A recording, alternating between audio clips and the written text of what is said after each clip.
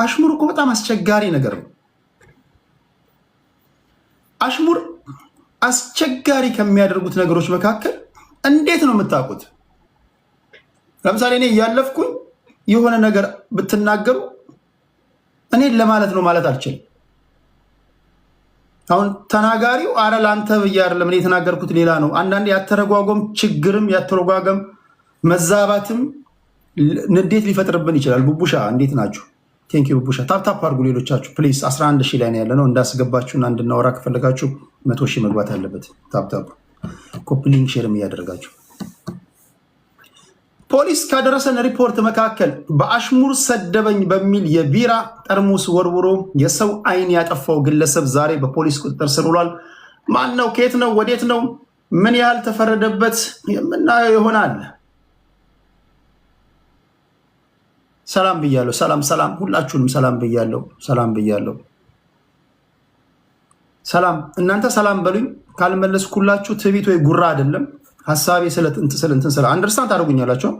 ሰላምታችሁ ግን እንዳይቋረጥ ሰላም እያላችሁኝ ሂዱ። ካልመለስኩላችሁ ጉራ አይደለም። እዚህ ዩቲዩብ ላይ እያየሁኝ ነው፣ እዚህም ስለማይ ነው። እኔ ካላየሁኝ ደግሞ ሞዴሬተሮች መልሱልኝ። እንደኔ ሆናችሁ ሞዴሬተሮች ከሌሉ ያያችሁ ሰዎች መልሱልኝ። እግዚአብሔር ይመስገን በሉልኝ ፕሊዝ። ከእግዚአብሔር ታገኛላችሁ። እግዚአብሔር ይመስገን እንዴት ነሽ እናቴ ብላችሁ በዛውም ለመተዋወቅ ይረዳችኋል። ከሰው ጋር የምትተዋወቁት እንደዚህ ነው። አትፍዘዙ። ሴቷ ሰላም ካለችኝ አይ ነው ዝም ብለህ ሪፕላይ አታደርግም። ብዙዎቻችሁ አውቃችኋለሁ። ገና በርበረ ምናምን አይተ አገላብጠ ምናምን ነው። አንዳንዱ እንደዛ ነው የሚመልሰው። ለማንኛውም ያን እዛ ፕሮፋይል አይታችሁ ምናምን ሳይሆን ሰላም ያለኝን ሁሉ እግዚአብሔር ይመስገን በሉልኝ ፕሊዝ። በዛውም ተዋወቁ፣ ተጠያየቁ። አለፍ ካለም ስልክ ተቀባበሉ፣ ተደዋወሉ። አይታወቅም ህይወት ወዴት እንደሚወስዳችሁ አታውቁም።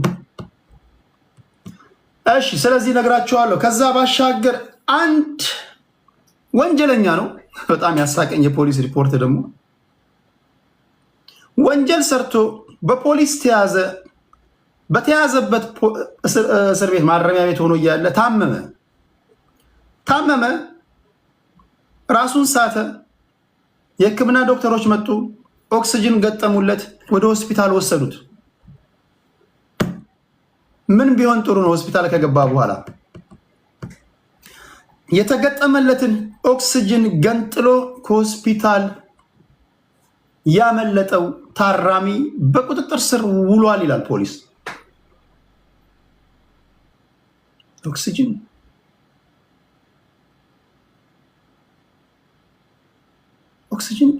ተገጥሞለት ኦክስጅን ነቅሎ ነው የሮጠው። እሱም ፎቶ እዚህ ጋር ነግራችኋለሁ። ሌላ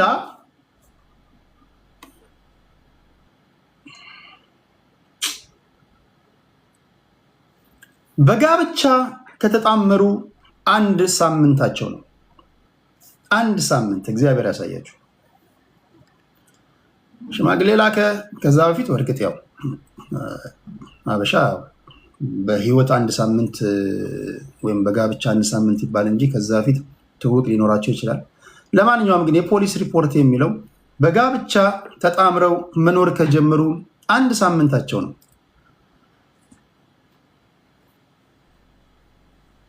በ1 ሳምንት ውስጥ ምን እንደተፈጠረ ሳይታወቅ ሙሽሪትን ገድሎ ተሰወረ ተባለ። ይህ ከተጋቡ 1 ሳምንት ሆኗቸው በ1 ሳምንት ውስጥ ሙሽሪትን ገድሎ ሰው ተሰወረ የተባለው ግለሰብ በቁጥጥር ስር ውሏል። የት አካባቢ ነዋሪ ነው? እንዴት ነው የተያዘው? ምን ተፈረደበት? እሱን ነግራችኋለሁ። እሺ እዚህ ጋር እንገጥማለን። እሺ ሌላ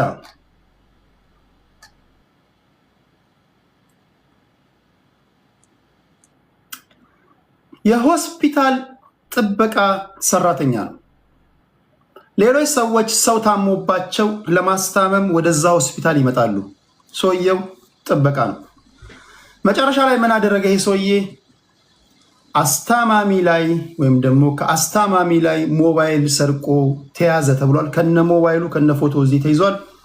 የማሳያችሁ ይሆናል። ከአስታማሚ ላይ ሞባይል የሰረቀው የጥበቃ ሰራተኛ እጅ ከፍንጅ ተይዟል። የሆስፒታል ሜዲካል ዳይሬክተር ነው። ከፌደራል መንግስትና ከጽንዶ ወይም ከፌደራል መንግስትና ከሐራ ኃይሎች ወይም ደግሞ ከስምረት ፓርቲ ሰዎች ጋር ግንኙነት ፈጥረሃል በሚል በቁጥጥር ስር ውሏል። ይህ የሆስፒታል ዳይሬክተር የት አካባቢ ነው? ለምንድን ነው የተያዘው? ስለሱ ነግራችኋለሁ። ሌላው መኪና ያላችሁ ተሽከርካሪ ያላችሁ ነዳጅ የምትቀዱ ወይም ደግሞ ነዳጅ የሚያስፈልጋችሁ ሰዎች ይሄ መረጃ በጣም ጠቃሚ ነው ለእናንተ። እዚህ ጋር ዝርዝራቸው የተቀመጡ ማደያዎች አሉ። ለጊዜው እገዳ የተጣለባቸው። ለካ እናንተ ማደያዎች በሙሉ ማደያ አይደሉም። ለካ ታውቃላችሁ። ለካ አንዳንዶቻችሁ ነዳጆቻችሁ የቀዳችሁት ነዳጅ ቶሎ ቶሎ የሚያልቅባችሁ ኢትዮጵያ 1 ሊትር ተብሎ ወይ ግማሽ የተቀዳላችሁ ነው ማለት ነው። በዚህ ድርጊት የተጠረጠሩ ወይም ደግሞ ይህን ድርጊት ያደርጋሉ ተብለው የተጠረጠሩ እጅ ከፍንጅ የተያዙ ማደያዎች ታሽጓል። ስም ዝርዝራቸው እዚህ ጋር አለ። እንዴት ማወቅ ይቻላል? አይ ዶንት ኖ። ንፋስ ነው የሚሞሉት ይላል የአባቴ ልጅ። ወይ በእቃ ቀርታችሁ መሄድ ትችላላችሁ። በእቃ ቀርታችሁ ካልሆነ አብዛኞቹ ኢትዮጵያ ውስጥ ያሉ ማደያዎች ነዳጅ ከተጠቃሚው ላይ ይቀሽባሉ። ስታዩ እዛ ጋር 15 ሊትር 20 ሊትር ሊሆን ይችላል። የተቀዳላችሁ ግን 10 ሊትር ነው፣ 5 ሊትር ነው። አንዳንዴ ቶሎ ቶሎ የምትጨርሱት ለዛ ነው ማለት ነው። ስለዚህ ይህን አስመልክቶ መግለጫ ወጥቷል። እሱ ነግራችኋለሁ።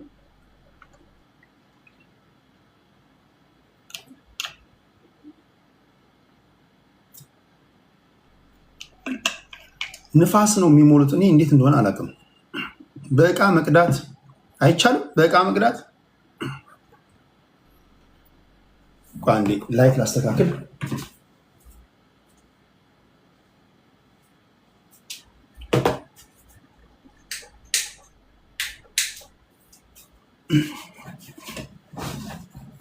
አይ ቲንክ በእቃ መቅዳት ካልተቻለ እንዴት ነው ታዲያ የሚኮነው? በእቃ መቅዳት ካልቻላችሁ ስለዚህ 10 ሊትር ቀዳን እያላችሁ 5 ሊትር ነው የ10 ሊትር ከፍላችሁ ሞተራችሁ ውስጥ ወይ መኪናችሁ ውስጥ የሚቀመጠው 5 ሊትር ከሆነ እንዴት ነው የሚሆነው? አላውቅም። ከዚህ ጋር በተያያዘ የነዳጅና ኢነርጂ ባለስልጣን ያገዳቸውን ማደያዎች ስም ዝርዝራቸውን እዚህ ጋር አስቀምጧል። ከዚህ ጋር በተያያዘ ከተቻለ ልምዶቻችሁን ወይም ደግሞ የታዘባችሁትን እንድትነግሩኝ የስልክ መስመሩን ክፍት አደርግላችኋለሁ። እሱ ነው። ሌላ ገና ከፍተኛ ፖለቲከኛ ናቸው። በነገራችን ላይ እኚህ ሰው የቴዲ ሐዋሳ የፖለቲካ ውይይት አድናቂም ናቸው። በጣም የተከበሩ ፖለቲከኛ ናቸው። በ7ኛ ዙር ሀገራዊ ምርጫ አልተወዳደሩም። በህዝብ ተወካዮች ምክር ቤት ብቸኛው ጠንካራ ጥያቄ ከሚጠይቁ ፖለቲከኞች መካከል አንዱ ናቸው። በበርካታ ፖለቲከኞች ኢትዮጵያውያን ዘንድ የሚወደዱ ሰው ናቸው። ከፖለቲካው ዓለም ራሴን አግልያለሁ ብሏል። ክብራትና ክብራን፣ እኚህ ፖለቲከኛ ማን ናቸው? ስለሳቸው ነግራቸዋለሁ።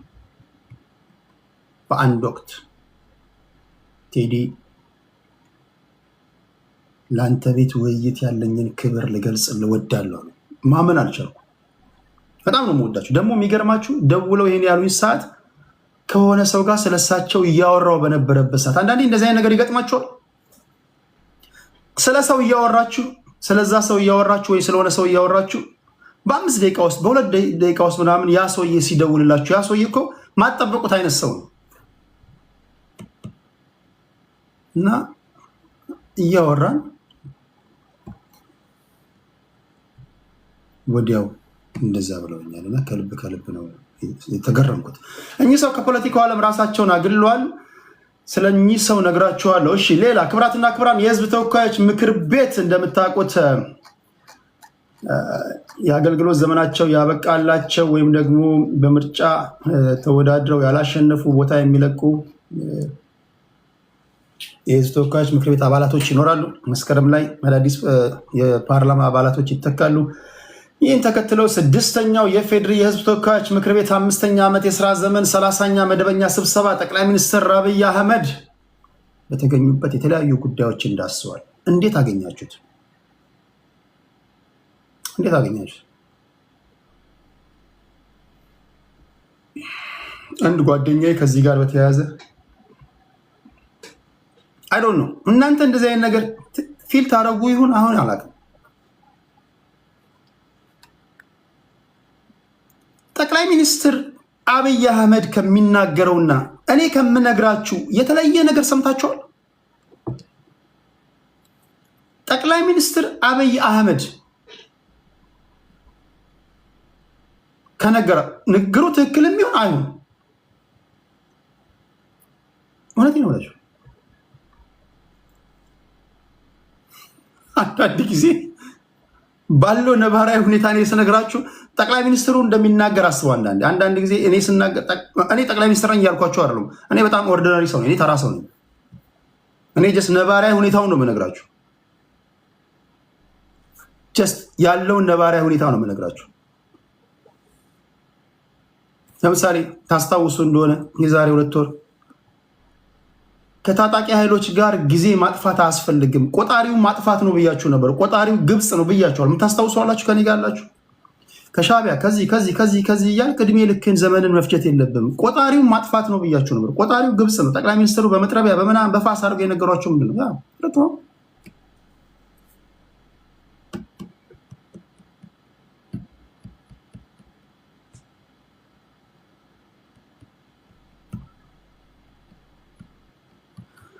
ቲፒኤልኤፍ ስም ሳይቀይር ወጣቶችን ሳይቀይር አዲስ አስተሳሰብ ሳይቀይር በዚሁ መንገድ ደርግን በጣለበት መንገድ ተመልሶ 4 ኪሎ ገባ ማለት ሞታችኋል ማለት ነው። ሞተናል ማለት በቃ ኢትዮጵያ የምትባል ሀገር ሞታለች ማለት ነው። አብዛኞቻችሁ አይገባችሁ። ኢቭን ይሄም ለትግራዋይ ራሱ ሞት ነው። ልክ ነው። ይሄንን ነው የደገሙላችሁ። ለምንድን ነው? ምክንያቱም የሰው ልጅ በባህሪው ለአዳዲስ ነገር ነው። አዳዲስ ነገር እኮ ይጠማል የሰው ልጅ። ስለዚህ አዲስ ነገር የመሻት እንትናቸው የሞተ ነው ማለት ነው። በቃ አለቀ። በቃ የቲፒኤልኤፍ ዘመን አለቀ። ትግራይ ለቁጥር የሚያዳግቱ በርካታ ምሁራኖች አሏት ናት። አዳዲስ አይዲያዎችን ማምጣት የሚችሉ በሳል ወጣቶች አሏት።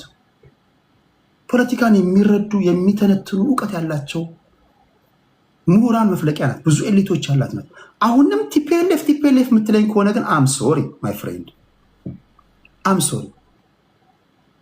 ዶክተር ብትሆን ምሁር ብትሆን መሀይም ብትሆን የሆነ ነገር ሞቷል።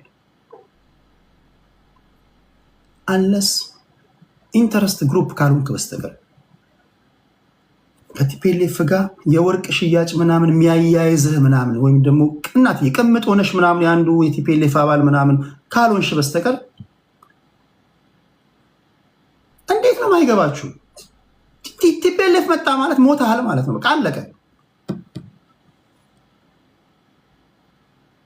ይህን የደገሙላችሁ ወይ ይመጣል ድጋሚ ብላችሁ የምታስቡላችሁ? አይ በስመ አብ ወልድ።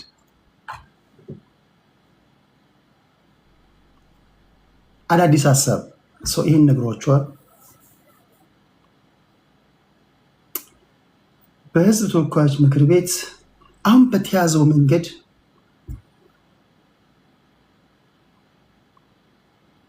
በትጥቅ ትግል ማሸነፍ አይቻልም ብሏል ጠቅላይ ሚኒስትሩ። ማሸነፍ አይቻልም ሲሉ ለእናንተ ነው እድሉ መሰጣችሁ። ለምንድን ነው እናንተ ማሸነፍ ይቻላል ካላችሁ? እንዴት ማይ ፍሬንድ፣ እንዴት ተዘጋጅተህ ትገባለህ? እናወራለን። አይ ዶንት ኬር ሀሳብ ብቻ ምንም የሆነ ምን በትጥቅ ትግል እናሸንፋለን ካልክ መብትህ ነው፣ አደምጣለሁ። በእዩ ጩፋ ጸሎትም ይሄን እናሸንፋለን ካልክ መብትህ ነው። ፍቅር ሲዝምን ይዘን 4 ኪሎ እንገባለን ካልክ መብትህ ነው። እኔ እንዴት ብዬ ጠይቃለሁ? ልክ ነው። እኔን ብትጠይቁኝ የኔን የግል እንትን አይመስለኝም። አይ ኖ ቴዲ እኛ ባየነው መንገድ አላየህም ይመስለኝ ነው። ይሄ ዝም ብለህ አረቄ ጅዋ አድርገህ መተህ በስሜት ምናምን አትናገር። በአመክንዮ ነው መናገር ያለብህ። ገብቶሃል? በስሌት ነው ማወራል ገባር። አሁን እዚህ ጋር አንተ ካድሬ ምናምን ማለት የለብህም። እኔ ካድሬ አይደለሁም። ካድሬ በሆንም አመዶ ለአንተ እድል አልሰጠህም እኮ ማጅራትን ይዤ አወርድሃለሁ። ትናገራለህ እያልኩ ነው፣ እድል ሰጥሃለሁ። ከኔ በላይ አሁን ዲሞክራት ልጅ አለ። አሁን እዚህ በሶሻል ሚዲያ ታሪክ እንደኔ ያለ ዲሞክራት ልጅ አይተህ ታውቃለህ? እኔ ያፈርሶን አለ።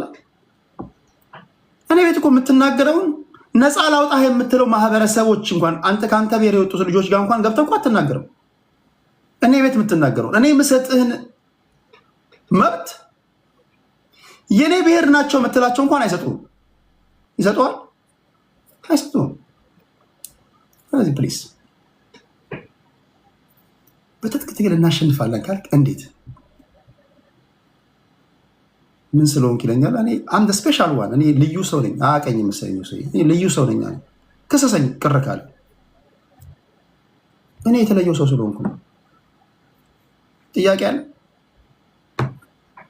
አንድ ስፔሻል ዋን። እሺ ለማንኛውም ጠቅላይ ሚኒስትሩ አሁን በያዛችሁት መንገድ አታሸንፉኝም ካሉ ለምንድን ነው እንደዛ አሉት? ሊሸነፉ ይችላሉ። እንዴት? አይ እናሸንፋለን ካልክ ኦኬ እናወራለን።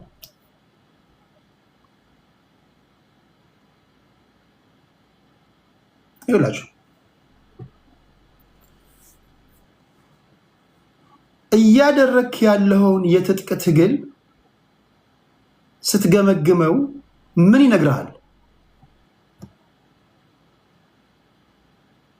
ነው የሚሳደቡትን መመወት ሳይሆን ፎሬቨር ነው የሚቦለኩት። 4 እድል አላቸው፣ ችግር የለውም። ከ4 ጊዜ በኋላ አማኔል ወደ አማኔል ሪፈር ይጻፍላቸዋል። ይኸውላችሁ አሁን እኔ የትጥቅ ትግል ደጋፊ ብሆን ትግላችን እንዴት ነው ብዬ ግምጋሜ እኮ ማድረግ አለብህ አይደል? መገማገም አለብህ። የትጥቅ ትግላችሁን ወይም የምትደግፉትን የትጥቅ ትግል ስትገመግሙት ምን ይነግራችኋል? አር ዩ ጋይስ ፕሪቬሊንግ? ማርች እያደረጋችሁ ነው? እየተጓዛችሁ ነው ወደፊት ወይስ የት ነው ያላችሁት? ምን ይነግራችኋል?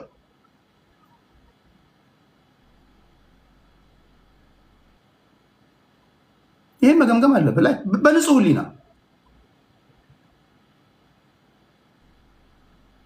እንዳትገመግም የሚያደርጉ እንዳትገመግም ዝም ብለህ ረብሽ የሚሉ ሌላ ኢንተረስት ግሩፖች ናቸው። ኢትስ ኦኬ እየተጓዝክ ነው ተኩስ ወደ ግራ ወደ ቀኝ ወደ ላይ ምናምን የሚል አፈንዳ ምናምን ካሉ እነሱ ሌላ ኢንተረስት ግሩፖች ናቸው። እንዲህ እንድትሆን ያቀናበሩ ሰዎች ናቸው። ኢትዮጵያዊ የትጥቅ ትግል አራማጅ ወይም ደጋፊ ከሆንክ ግን ትግልን መገምገም አለብህ። በየወሩ በየሳምንቱ በየ15 ቀኑ በየቀኑ አመራሮች የሚሰጡህን የምትታገልበት ቦታ ላይ እንዴት ነው ህዝቡ ቅቡልና አለ? ህዝቡ ይቀበልሃል ወይ? በነገራችን አብዛኞቻችሁ ታጣቂዎች ህዝቡ አያውቃችሁ። ውሸቴን ነው።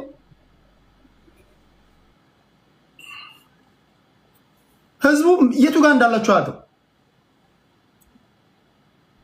ውሸቴን ነው። አንዬ እንደነሽ አንዬ የባህር ዳሩ አቀበጥ የባህር ዳር ልጆች ይወዱኛል። ለምንድን ነው?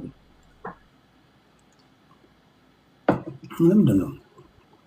እኔ የቀበሌ 14 ልጅ መስላለሁ እንዴ? እሺ ጦርነት ይቁም ይላል ሻሎም። ጦርነት ይቁም በመፈክር አይደለም የሚቆመው ማይ ፍሬንድ፣ በመፈክር ወይ በጸሎት አይደለም። ጦርነት የሚቆመው በስራ ነው።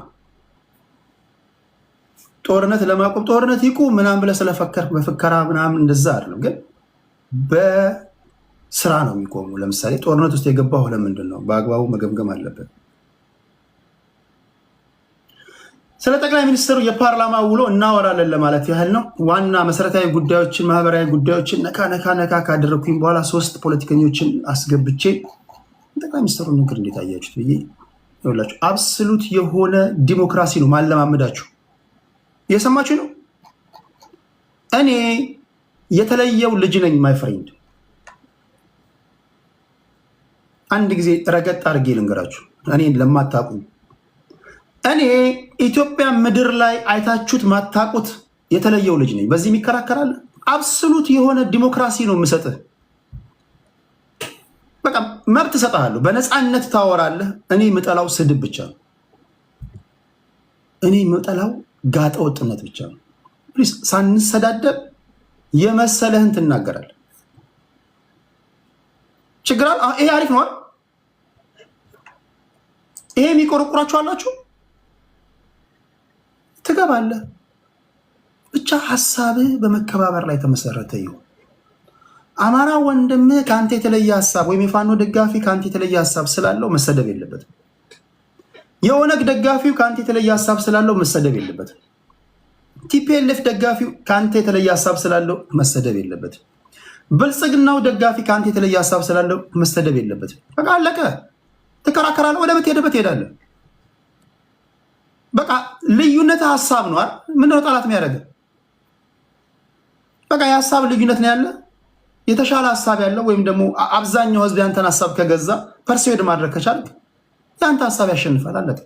ከዛ በተረፈ ሀገርህ በምትፈልግ ሰዓት ትቆማለህ። ግዴታ ነው። ትመጣለህ። በዶሜስቲክ ጉዳይ ላይ ፋይት ታደርጋለህ። እንደ ፋኖ እንደ ብልጽግና ምናምን። እኔ የጦርነት ደጋፊ አይደለሁም፣ ግን ባለህበት ነባራዊ ሁኔታ ትተነትናለህ። መድረክ ሰጥሃለሁ። በሀገራዊ ጉዳይ ላይ ግን አንድ ነህ። ኢትዮጵያ ተነካሽ ሲባል ከሚስት ጋር ተኝተህ እንኳን ሰክተህ ካለ ነቅለ መምጣት አለብህ። በቃ ጥሪ ከተደረገ ነቅለ መምጣት አለብህ። ቆይ ልጨርስ ምናምን የሚባል ነገር የለም። ምን አባት ነው የምትጨርሰው?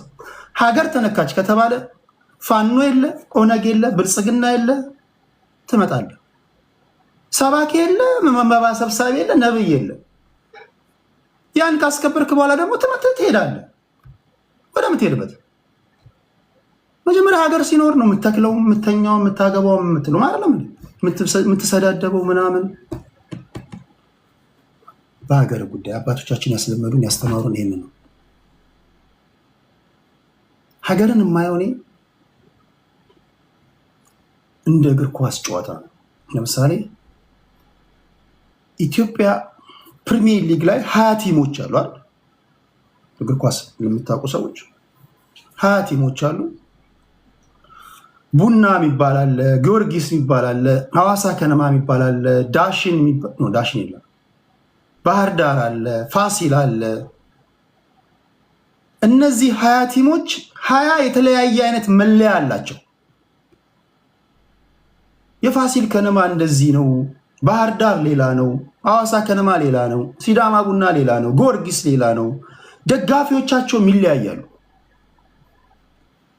የቡና ደጋፊ ከጊዮርጊስ ጋር ይደባደባል። የሐዋሳ ከነማ ደጋፊ ከኢትዮጵያ ቡና ደጋፊ ጋር ይደባደባል። የፋሲል ከነማ ከባህር ዳር ጋር ይሰዳደባል። ወላይታ ዲቻ ከእንትና ጋር ይሰዳደባል። በዶሜስቲክ ሊግ ላይ ማለት ነው። ራይቫለሪ ናቸው። በቃ ፉክክር አለ ምናምን፣ ትገዳደላለህ፣ ትፈነካከታለህ። ግን ከነዚህ ከ20 ቲሞች ሀገርን የሚወክሉ ተጫዋቾች ይመረጣሉ። አረንጓዴ፣ ቢጫ፣ ቀይ ይለብሳሉ። ከቡና ይመረጣል፣ ከጊዮርጊስ ይመረጣል፣ ከሐዋሳ ከነማ ይመረጣል፣ ከዲቻ ከምናምን ይመረጣል። ብቃት ያላቸው ተጫዋቾች ከዛ የብሔራዊ ቡድን መለያ ይለብሳሉ። ለናሽናል ቲም ሲጠሩ እነዚህ ተጫዋቾች የክለባቸውን መለያ ለብሰው አይመጡም። እነዛ ጊዮርጊስ፣ ቡና፣ ፋሲል ምናምን የተባባሉ ሲሰዳደቡ የነበሩ ደጋፊዎች የናሽናል ቲም ጨዋታ ሲኖረው ወይ ባህር ዳር ላይ ሊሆን ይችላል፣ ወይ ሐዋሳ ላይ ሊሆን ይችላል፣ ወይ ድሬዳዋ ላይ ሊሆን ይችላል። ጨዋታው ተቃቅፈው ይጨፍራሉ። ቡና የለ፣ ጊዮርጊስ የለ፣ ኢትዮጵያ ብሔራዊ ቡድን ከተባለ ሀገርም እንደዛ ነው። እዚህ ጋር እንደ ፋኖ ትባጠሳለህ፣ እንደ ኦነግ ትባጠሳለህ፣ ብልጽግና ትላለህ፣ ቲፒኤልኤፍ ትላለህ። ኢትዮጵያ ተነካሽ ሲባል ግን ፋኖነትን ታወልቃለህ፣ አመዶ ኦነግነትን ታወልቃለህ፣ ቲፒኤልኤፍነትን ታወልቃለህ፣ ብልጽግናነትን ታወልቃለህ። ኢትዮጵያ የሚል መለያ ትለብሳለህ። ኢትዮጵያን የነካው ማን ነው ትላለህ፣ ትያያዛለህ እጅ ለእጅ። ይህን ስናገር ይህ ልጅ አደገኛ ነው የሚሉ አሉ፣ የማይወዱ አሉ። በተለይ ታሪካዊ ጠላቶቻችን እንዲህ ያለ ንግግር መስማት አይፈልጉም። ቢኮዝ እንዲህ ያለ ንግግር ከብሔርተኞች ሊሰሙ አይችሉም። ዳስ ዋይ እኔ ፈንጠር ብዬ ቁጭ አልኩት። ሀገር ተነካ ሲባል አማራ የለ፣ ኦሮሞ የለ፣ ስልጤ የለ፣ ጉራጌ የለ፣ ምናምን የለ። አማራ ተነካ፣ ኢትዮጵያ ተነካ ከተባለ አማራው ነው የሚነካው፣ ኦሮሞ ነው፣ ሁሉም ነው የሚነካው አይደል? አንድ ላንድ ትያዛለን።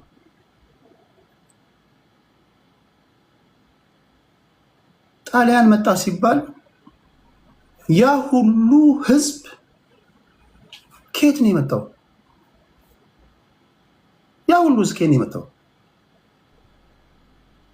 ይሄ በተለይ ዓለም አቀፍ ፖለቲካ ብሔርተኞች፣ ዓለም አቀፍ ፖለቲካ ቢያንስ ግማሽ ቀን ማድመጥ አለብህ። ቀኑን ሙሉ ኝኝኝኝ እያልክ የዓለም ነባራዊ ሁኔታን ሳታደምጥ ሳታነብ እያለፈብህ ነው። ትንሽም ቢሆን ስለ ዓለም ነባራዊ ሁኔታ ስታነቡ የሀገር ነገር ይገባቸዋል። ብዙዎቻችሁ ብሔርተኞች መሰረታዊ ችግራችሁ 24/7 አማራ አማራ አማራ አማራ፣ ኦሮሞ ኦሮሞ ኦሮሞ ኦሮሞ፣ ስልጤ ስልጤ ነው የምትለው እና መች ነው ስለ ሀገር የምታወራው? የምትወልዳቸው ልጆች የሚያድጉበት እኮ ሀገር ያስፈልጋል እኮ። ልጆችን የት ለማሳደግ ነው የምታስረግዘው? አመዶ ታስረግዛለህ። እንግዲህ የህዝብ ቁጥር እየጨመረ ነው። ትተኛለህ፣ ታስረግዛለህ፣ እሷም ትሰጣለች። እኚህ ልጆች የት ነው የሚያድጉት? ሀገር ከሌለ የት ነው የሚያድጉት? ስለዚህ በሀገር ጉዳይ ላይ ዚሮ ቶለራንስ። ከዛ በመለስ ያለው ታወራለህ። በቃ 4 ኪሎ ከገባ ትገባለህ፣ ካልገባ አልገባህም። ያንተ መነካት የኔ መነካት ነው። የአማራው መነካት የኦሮሞ መነካት ነው። የትግራዩ መነካት የሲዳማው መነካት ነው። የሲዳማው መነካት የወላይታው መነካት ነው አይደል? ምክንያቱም እንደ ሀገር የሚያጠቃህ እኮ ለይቼ ኦሮሞውን ልምታ አማራውን ልምታ ብሎ አይደለም የሚመጣው። እኔም አንተንም ሁሉንም ላጥፋ ብሎ ነው የሚመጣው። ስለዚህ በግዴታ ኢትዮጵያዊ እስከሆንክ ድረስ በግዴታ መያያዝ። ማወራው ለኢትዮጵያውያን ብቻ ነው። እያወራ ያለሁት ለኢትዮጵያውያን ብቻ ነው። አይ ዶንት ኬር ለሌላው አይመለከተኝም። እየተቀየረ ከመጣው ነባራዊ ዓለም እየተሻሻለ ከመጣው እየተለወጠ ከመጣው ዓለም ጋር ማንም ለየትኛውም ዓለም ሩዝለስ ነው። ይሄ አሁን ያለንበት ዘመን በጣም ሩዝለስ ነው። የሚያዝንልህ የለም። ደካማ ከሆንክ አድቫንቴጅ ይወሰድብሃል። ጠንካራ ከሆንክ ትከበራለህ። በቃ አሁን ያለንበት ዘመን እንደዛ ነው። ኦኬ፣ በዚህ አውድ ነው የምናወራው። እሺ፣ ፖለቲከኞችን አስገባለሁ። ስላዳመጣችሁኝ ከልብ ነው የማመሰግነው። ስማችሁን ልጥራ ከዚህ ከዩቲዩብ ይላል። ዚዚ እንዴት ነሽ? እሸቴ ጎንደሬው ሰላም ብያለሁ። እወድሃለሁ ሰላም ብያለሁ። እወድሻለሁ ሰላም ብያለሁ። ሊያ ቴዲዬ፣ አረ በጣም ጠፋ።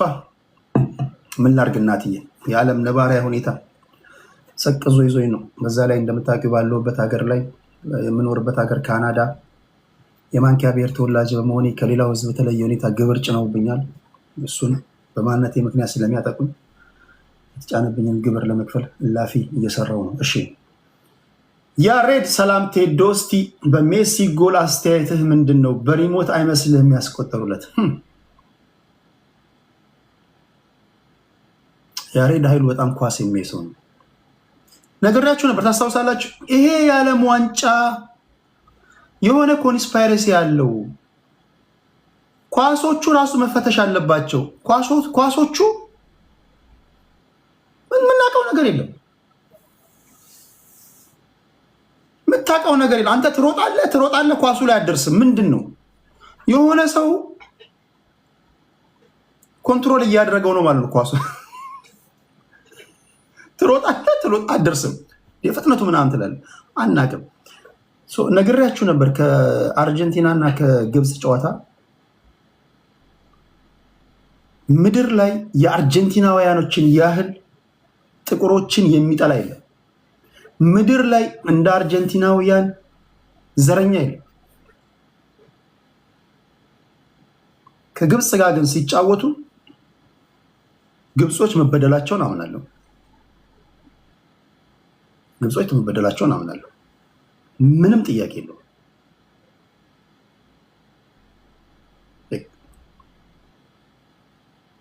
እኔ እግር ኳስ ማየት ከጀመርኩበት ጊዜ ጀምሮ እርግጠኛ ነኝ እናንተ ኳሱ ከተቃራኒ ግብ ወይ ከራሱ ከግብ ጠባቂ ጀምሮ ወደኋላ ሄዶ ኢንቨስቲጌት ተደርጎ ሙሉ ሜዳ ወደኋላ ሄደ ፎልት ትፈልጋለህ?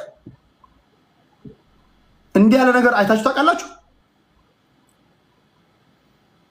ቆይ ይሄ ኳስ ከየት ነው የተነሳው ብለህ እንደዛማ ከሆነማ ሁሉም ጨዋታ ፋውል ነው እኮ። ሁሉም ጨዋታ ፋውል ነው። ከግብ ጠባቂ እስከዛኛው ግብ ጠባቂ ድረስ ተመስርቶ የሄደን ኳስ ወደኋላ ሄደ ሊዮኔል ሜሲ ፋውል ተሰርቷል እዛ ጋር ስላለ እኔ ብቻ አይደለም ብዙዎቻችሁ ይህን ፊሊንግ ትጋራላችሁ።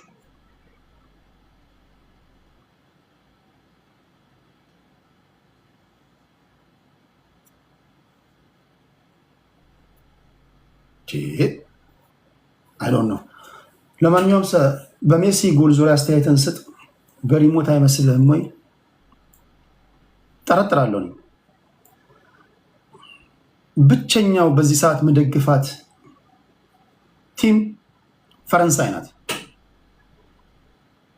ክብራትና ክብራት ፈረንሳይ ይሄን የዓለም ዋንጫ ፈረንሳይ ካላነሳች ትልቅ ለፈረንሳይ ብሔራዊ ቡድን ትልቅ ውድቀት ነው፣ ክስረት ነው። ምክንያቱም ፈረንሳይ ከግብ ጠባቂ እስከ አጥቂ ድረስ የተሟላለት ነው። ፈረንሳይ ነው ጥቁር ስለሆኑ ምናምን አይደለም። ይህንን የዘንድሮን የፈረንሳይ ብሔራዊ ቡድን የሚያቆም ከተገኘ እኔ ይገረማል። ይህን የዓለም ዋንጫ ፈረንሳይ ካላነሳች በፈረንሳይ እግር ኳስ ታሪክ የመጨረሻ ውድቀት ነው ብዬ ነው የማስበው። በተረፈ ፈረንሳይ እንድንደግፋቸው የሚያደርጉን ብዙ ነገሮች አሉ። እሺ ያሬዶሽ ሰላም። እሺ ፈርዴ ሱልጣን ሰላም ብያለው። ጀማል ኢብራ ሰላም ብያለው። አየለ ቴዲ እንዴት አደርክ? ሰላም ነው ወይ? ሰላም ነኝ እግዚአብሔር ይመስገን።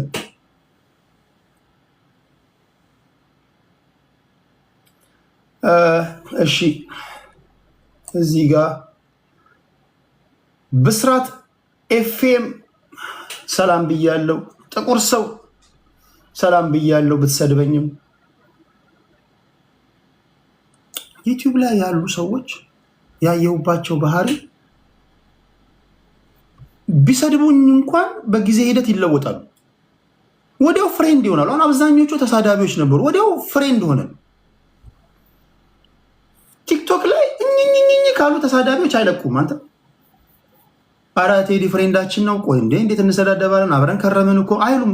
ይሉንታ ያላቸው እኒህ ተሳዳቢ ቲክቶክ ላይ በተለይ እነዚህ አዳዲስ የመጡ ማለት ነው። ከኔ ጋር እኮ 7 ዓመት 8 ዓመት ከቆየ እኮ እንሰዳደብም እኮ እንተዋወቃለን ማለት ነው። ባህሪን ታውቃለህ፣ ባህሪያችሁን አውቃለሁ። ስትገቡ ሰላም ነው የቴዱ እንዴት ነው ምን አዳዲስ ነገሮች አሉ ምናምን ብለህ አውርተህ እድል ካገኘ ገብተህ ተናግረህ ነው የምትወጣው እንጂ እንደዛ ነው የሚመስለኝ መሆን የነበረበት። እሺ ስትናገር በኩርኩም ስለምትላቸው እሺ ቴዲ የጎንደር ፋኖ ጽምዶ የሚባል ነገር አላውቅም ማለቱን ሰማህ ወይ? በይፋ እስኪ መግለጫ እስከሰጡ ደግሞ የምናየው ይሆናል። በአመራር ደረጃ ወያኔው ያውን ኦኬ። ሙልጌታ ሰላም ብያለው። ዚዚ ሰላም ብያለው። ሚያየው ከፌስቡክ ሰላም ብያለው። ሚያየው እና ጥቁር ሰው ከፌስቡክ ቴዲ አስገባኝ። እሺ ትደውላላችሁ። በቃሉ ሰላም ብያለው። ሰጊዲ ሰላም ብያለው። 4 ኪሎ መግባት የሚፈልግ 86 ብሔር ማክበር 9 ሃይማኖቶች አሉ። እነሱን ማክበር በአጭሩ ማለት ነው። ኢትዮጵያ 9 ሃይማኖቶች ናቸው እንዴ ያሉት?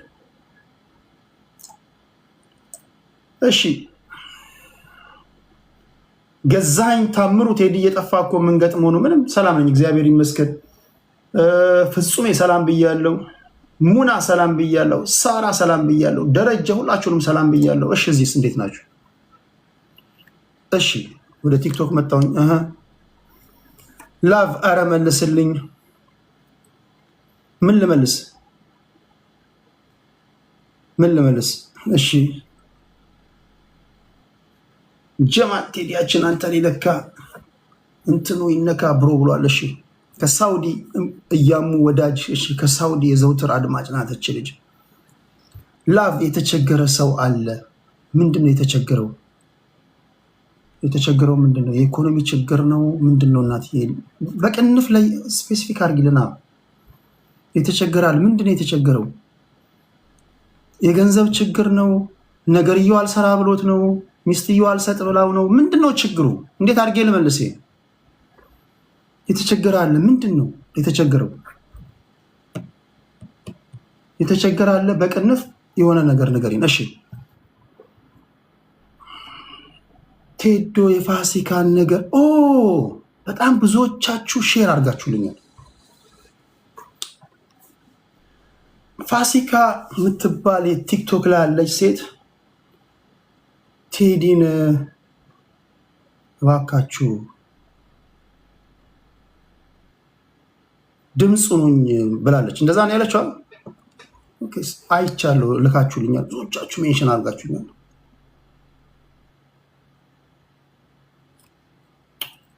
ስለ እውነት ለመናገር እዚህ ቲክቶክ ላይ ይህን በደንብ ሪከርድ አድርጉ። እዚህ ቲክቶክ ላይ ክብራትና ክብራን ይህን ንግግር አሳምሬ ደግመዋለሁ። እዚህ ቲክቶክ ላይ ታዋቂ ከሆናችሁ ሴቶች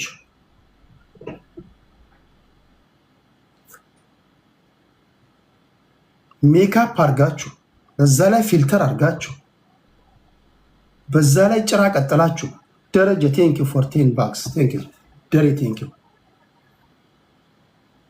ከፀጉር ጫፋችሁ እስከ አብራጣ ጥፍራችሁ ድረስ የእናንተ ባልሆነ ነገር ከቀረባችሁ ሴቶች ፋሲካ ያዩዋት ልጅ ራሷን መስላ የቀረበች ልጅ ናት። አጨብጭቡላት። በራሷ የቀረበች ልጅ ናት። ጥያቄውን ሰምተናል፣ ሰምቻለሁ። ላስብበት።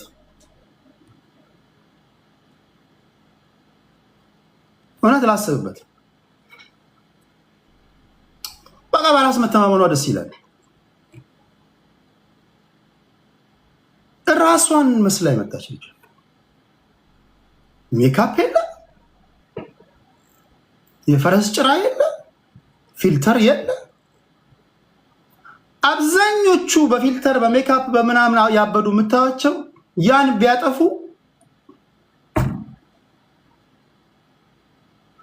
እዮዳብ ናቸው። ስለዚህ ጥያቄሽን በክብር ቴዲ አዋሳ ሰምተዋል በሏት። ላስብበት ብሏል። ላስብበት ከቤተሰቦች ጋር ልማከር ብሏል በሉልኝ። አላማ አለኝ እና ላስብበት በቅርቡ አሳውቅሻለሁ ብሏል ብሏት ያደርሱልኝ። በተረፈ ግን አክብሮቴ እንዳለ በጣም ነው አክብሮቴ እንዳለ ነገሩልኝ። አክብሮቴ እንዳለ ነው። በርቺ። ሰምቷል ቴዲ ጉዳይሽን። እሺ ላስብበት ብሏል በሉልኝ። እሺ ክብራትና ክብራን ሁላችሁንም ከልብ አመሰግናለሁ። ለታፕታፑ ለኮፒ ሊንክ ሼሩ ዩቲዩብ ላይ ያላችሁ በሙሉ ደሬ ከልብ አመሰግናለሁ። ደረጀ አበበ $10 ሱፐር ስቲከር የመጀመሪያ ዜናዎች ወደ እናንተ ማደርሰው። ከዛ እዚህ ጋር ፖለቲከኞችን አስገባለሁ። ይሄ ግለሰብ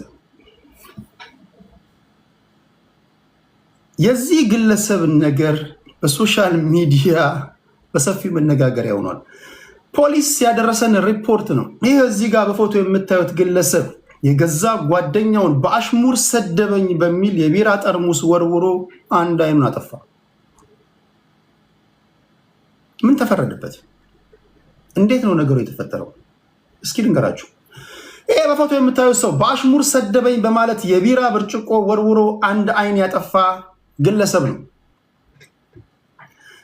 ድርጊቱ የተፈጠረው በምስራቅ ባሌ ዞን ጊነር ከተማ አስተዳደር በአሽሙር ሰደበኝ በማለት የቢራ መጠጫ ብርጭቆ በመወርወር አንድ አይን ያጠፋ ይህ ግለሰብ ነው።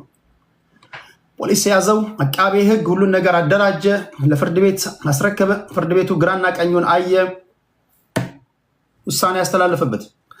የጊነር ከተማ አስተዳደር ፖሊስ ጽሕፈት ቤት ኃላፊ ኢንስፔክተር ኢብራሂም አቡበከር ናቸው ይህን ያደረሱን። ይህ የምታዩት ሰው እስራኤል ተስፋዬ ይባላል።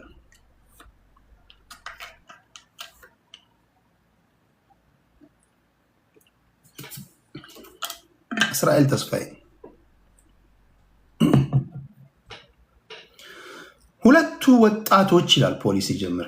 ሁለቱ ወጣቶች ነሐሴ 15 ቀን 2017 ዓ.ም ከምሽቱ 3 ሰዓት ላይ በጊነር ከተማ አጋምሳ ቀበሌ በአንድ ግሮሰሪ ውስጥ ከተገናኙ በኋላ ድርጊቱ መፈጸሙን ገልጸውልናል። ተከሳሽና የግል ተበዳይ በግሮሰሪ ውስጥ እየተጫወቱ ሳለ አለመግባባት መፍጠራቸውን የገለጹት ኃላፊው የግጭታቸው መንስኤ ተከሳሽ በአሽሙር ሰድቦኛል በሚል ነው። በዚያም የሚጠጣበትን የቢሮ ብርጭቆ በመወርወር የግራ አይኑን አጠፋው። ፖሊስም በወቅቱ የደረሰውን ጥቆማ መሰረት አድርጎ ተከሳሹን በቁጥጥር ስር በመዋል ምርመራ ማድረግ ጀመረ። መዝገቡንም አጠናክሮ በሰውና በሕክምና ማስረጃ ሁሉን ነገር ከሰበሰበ በኋላ ለአቃቤ ሕግ ትራንስፈር አደረገ። አቃቤ ሕግ ከሳሽ ነው። ኢትዮጵያ ያለውን ነገር ለማታውቁ ሰዎች አቃቤ ሕግም ከፖሊስ የቀረበውን የምርመራ መዝገብ ተመልክቶ ታስቦ የሚፈጸም ከባድ የአካል ጉዳት ክስ መስርቷል።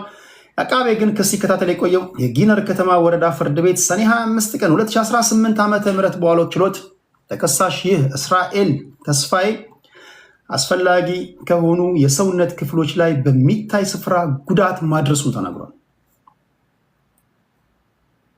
በተጎጂው ሰውነትና አእምሮ ላይ የማይሽር ጠባሳ በማሳረፉ ልብ በሉ። በተጎጂው ሰውነትና አእምሮ ላይ የማይሽር ጠባሳ በማሳረፉ ስንት ዓመት ተፈረደበት? እስኪ ገምቱ።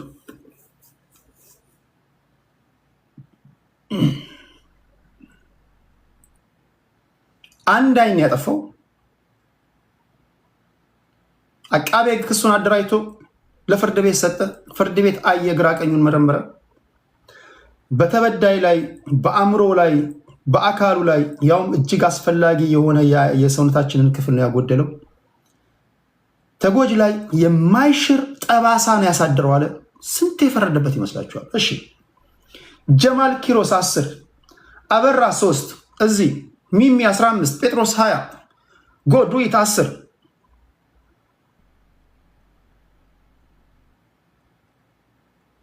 አዴ 6፣ የአርበኛው ልጅ 6፣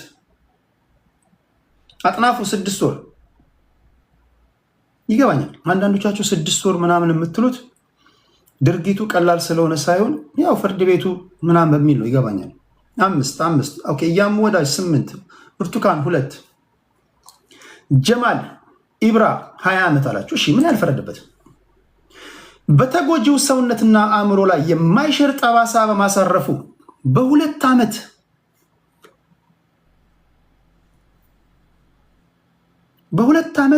ከ3 ወራት እስራት እንዲቀጣ ተወስኖበታል። 2 ዓመት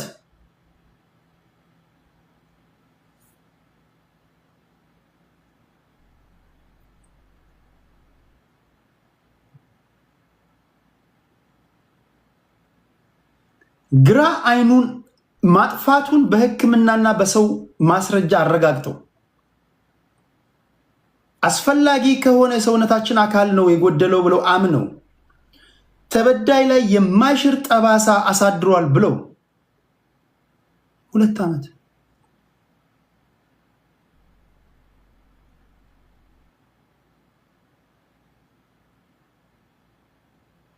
በስመ አብ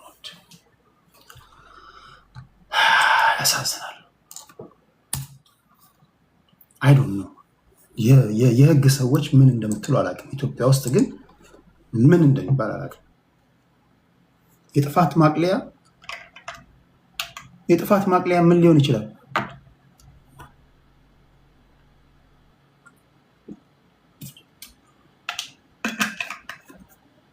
የጥፋት ማቅለያ ምን ሊያቀርብ ይችላል?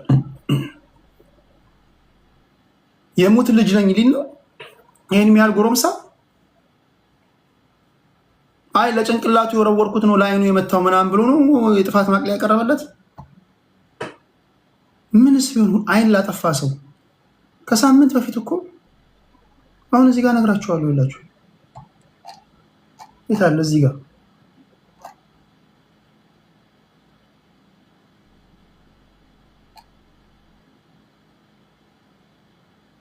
እዚህ ጋር ይታለ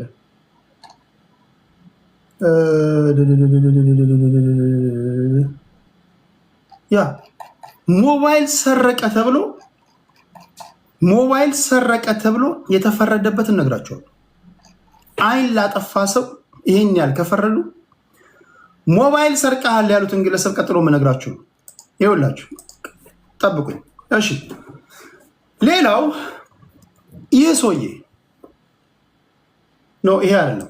እሺ ወደዚህ እመጣለሁ። ይህ ሰውዬ ክብራትና ክብራት ዛሬ በሶሻል ሚዲያ በሰፊው መነጋገሪያ የሆነ ግለሰብ ነው። ወንጀል ሰራ፣ በፖሊስ ተያዘ፣ እስር ቤት ገባ። እስር ቤትም እያለ ታመመ። የሕክምና ሰዎች መጡ፣ ኦክሲጅን ገጠሙለት። በስትሬቸር ወይም ደግሞ በቃሬዛ ወደ ሆስፒታል ወሰዱት። የተሰካለትን ግሉኮስ ነቅሎ አመለጠ። ሲሮጥ ተያዘ። ይህ እዚህ ጋር የምትመለከቱት በፎቶ የተገጠመለትን ግሉኮስ ነቅሎ ከሆስፒታል ያመለጠ ታራሚ ነው ይላል ፖሊስ። ይህ የሆነው በጂንካ ማረሚያ ተቋም በስርቆት ወንጀል ተከሶ የነበረውና በጤና ችግር ምክንያት ወደ ጂንካ ዞናል ሆስፒታል ለሕክምና የገባው ታራሚ ከሆስፒታል ካመለጠ በኋላ በቁጥጥር ስር ውሏል። ችግኝ ተክያለሁ ካለ በቂ ማቅለያ ነው። የተቋሙ አዛዥ ምክትል ኮማንደር አስቻለው ይሄን ተናግረዋል። ታራሚው በስርቆት ወንጀል ተከሶ ኦክሲጅን አረጉለት ነው የሚባለው። ኦክሲጅን የህክምና ሰዎች ኦክሲጅን አረጉለት ነው የሚባለው። ማስተካከያ ብለውኛል። እኔ ምን እንዳልኩ አላውቅም። ያው የህክምና ሰዎች ስለሚያደምጡኝ አንዳንድ ነገሮች ከሙያ አኳያ ነው የሚያዩት።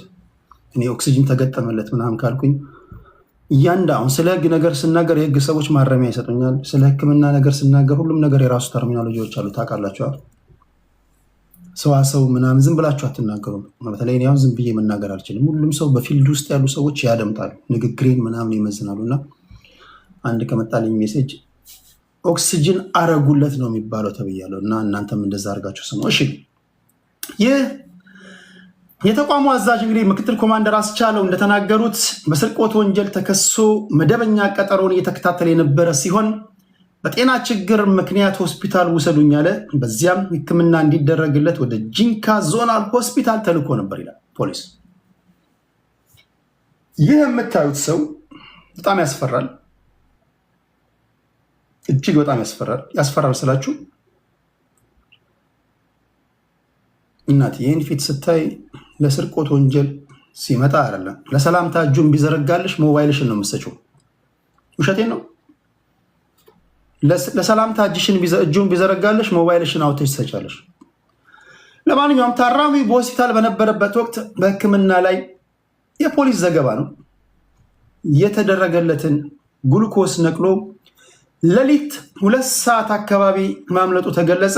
መረጃው የደረሳቸው የማረሚያ ተቋሙ አመራሮች ከአካባቢው የጸጥታ አካላት ጋር በመተባበር ባደረጉት ክትትል ከሌሊቱ 10 ሰዓት ተይዞ በቁጥጥር ስር ሊውል ችሏል ተብሏል።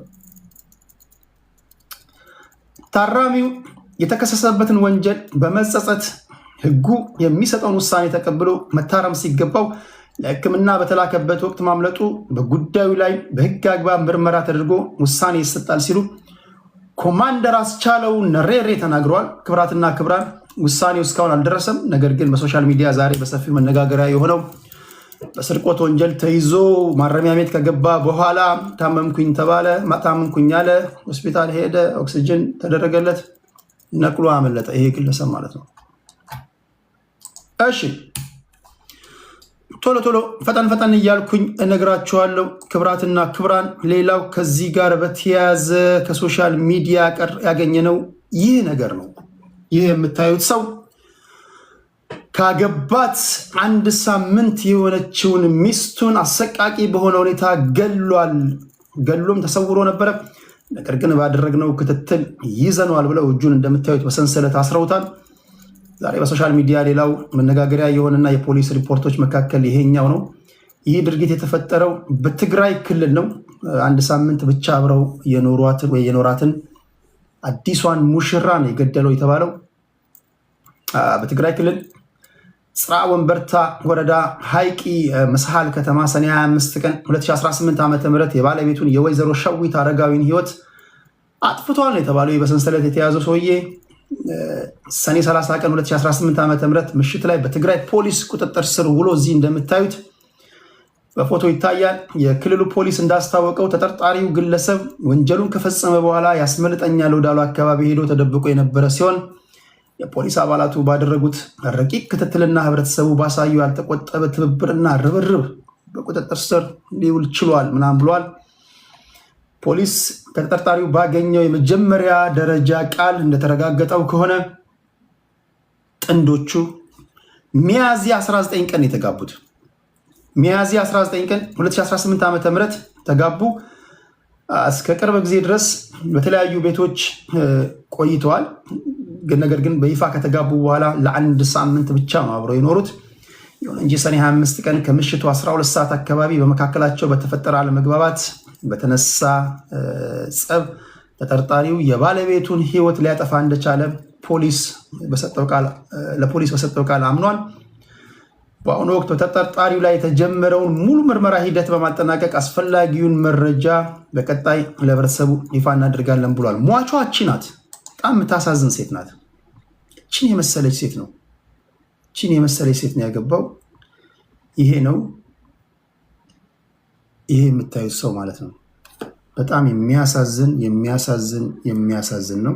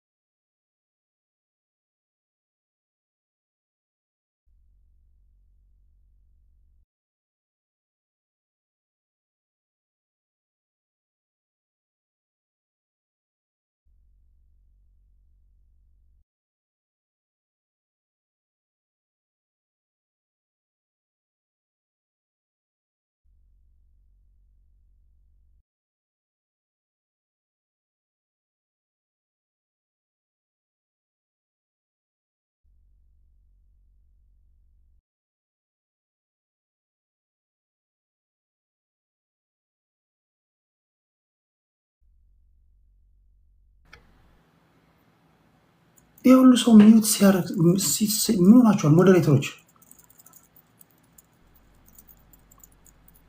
ሚዩት ነኝ እንዲህ ያህል ሰዓት?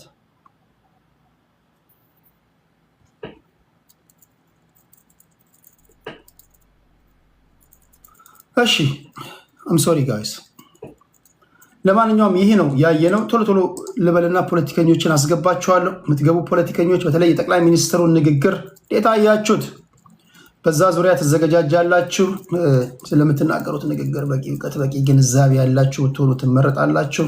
ምክንያቱም እዚህ ገብታችሁ የምትናገሩት ንግግር ለታሪክ ይቀመጣል። ብዙ ሰዎች ያደምጧችኋል።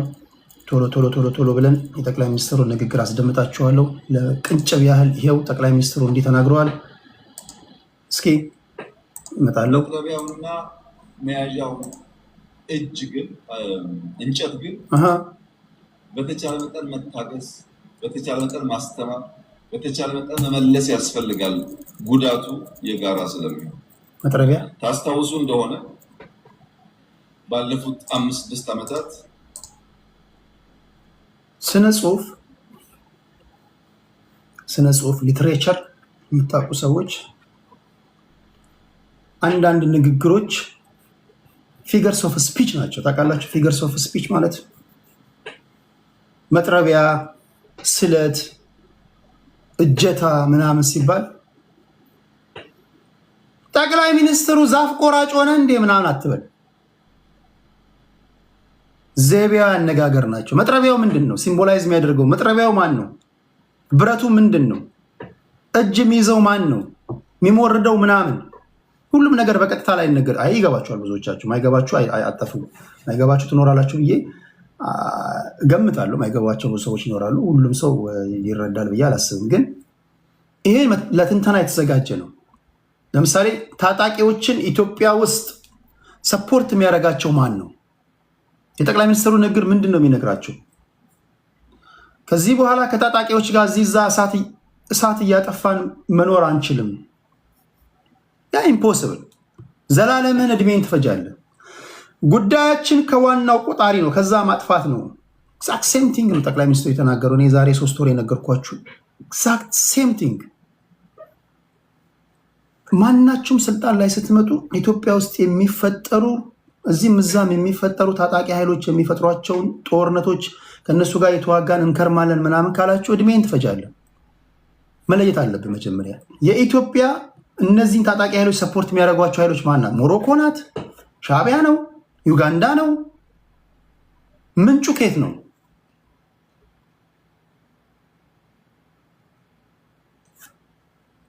ምንጩ ጋር ልታጠፋ ትችላለህ። እንዴት ነው ማጥፋት የምትችለው?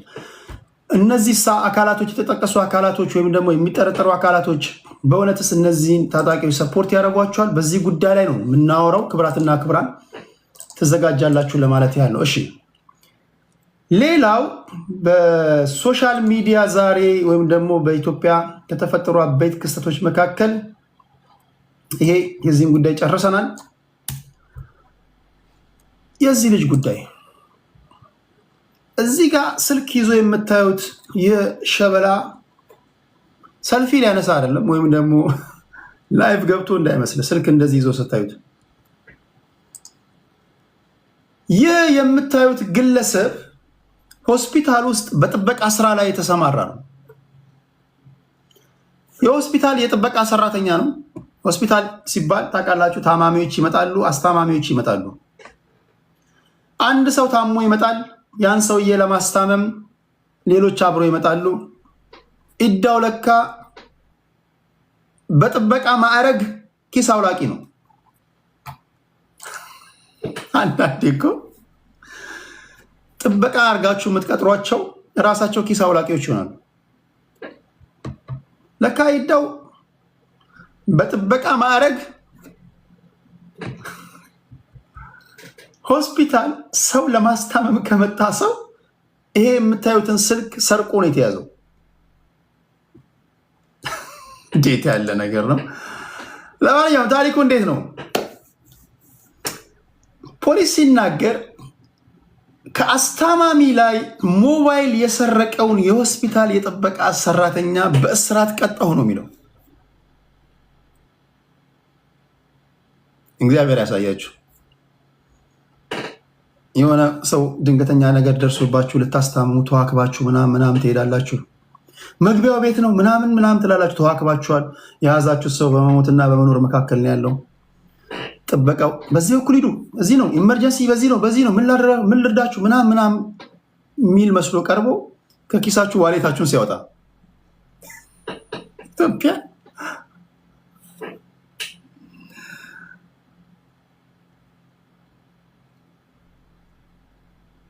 እንግዲህ በጣም ግርግር ይፈጠራል።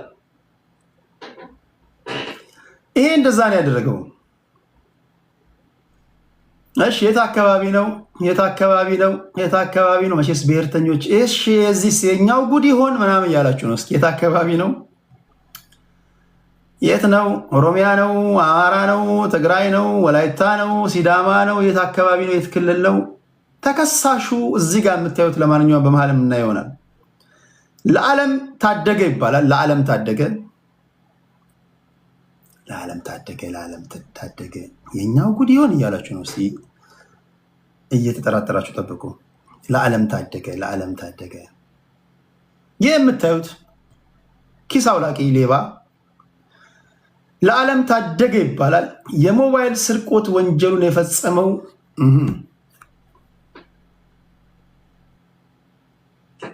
አዲስ አበባ ውስጥ ነው። የአራድዬ ልጅ ነው።